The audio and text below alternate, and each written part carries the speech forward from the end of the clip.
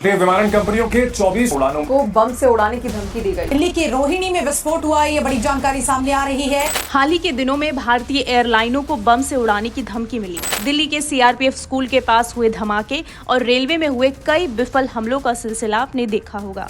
केवल 7 दिनों में लगभग 170 बम से उड़ाने की धमकी आ चुकी है। लेकिन सोचने वाली बात यह है कि आखिर ये हो क्यों रहा है, और सबसे अहम सवाल, ये सब कौन करवा रहा है और क्यों।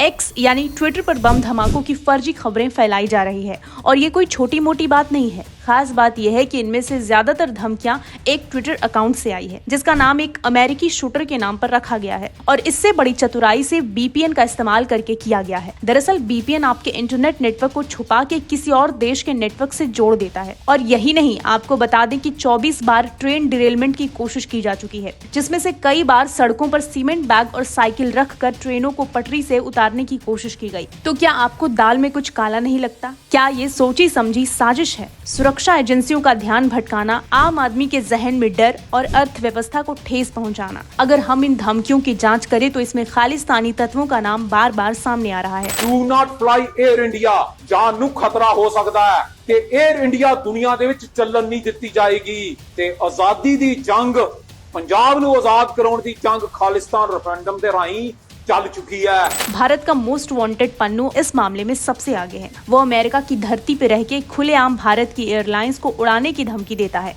दरअसल ये लोग भारत की छवि को धूमिल करने और देश में डर का माहौल बनाने की कोशिश कर रहे हैं। ये धमकियां सिर्फ अफवाहें नहीं है, बल्कि भारत को अस्थिर करने की एक साजिश का हिस्सा है। हम सब जानते हैं कि पाकिस्तान की फंडिंग भारत ने रोक दी है, तो अब पाकिस्तान सिर्फ एक मोहरे की तरह काम कर रहा है। ये शक्तियां वही है जो एक शक्तिशाली आत्मनिर्भर भारत को बर्दाश्त नहीं कर पा रही है। हाल ही के समय में अमेरिका, कनाडा और तुर्की से पाकिस्तान को कितनी आर्थिक सहायता मिली है।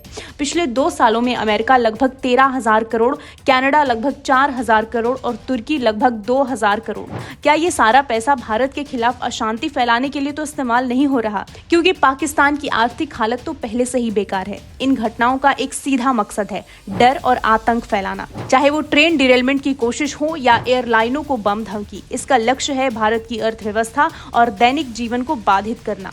लेकिन वहीं देखें तो देश के कुछ बड़े नेताओं ने ऐसी परिस्थिति में भी विपक्ष के कुछ नेता सरकार को घेरने का प्रयास कर रहे हैं, सवाल उठा रहे हैं। लेकिन ये लोग भूल गए हैं कि 10 साल पहले यूपीए की सरकार में आए दिन बम धमाके होते थे, बाजार में, बस में या ट्रेन में। दुनिया के चुनिंदा ठेकेदार इस वक्त ऐसे नेता को बर्दाश्त नहीं कर पा रहे हैं जो तीसरी बार सबसे लोकप्रिय नेता बनने की ओर अग्रसर है।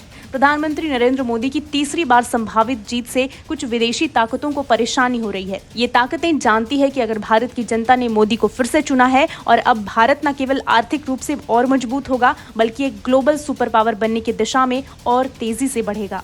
यही वो बात है जो दुनिया के कुछ देशों को पच नहीं रही।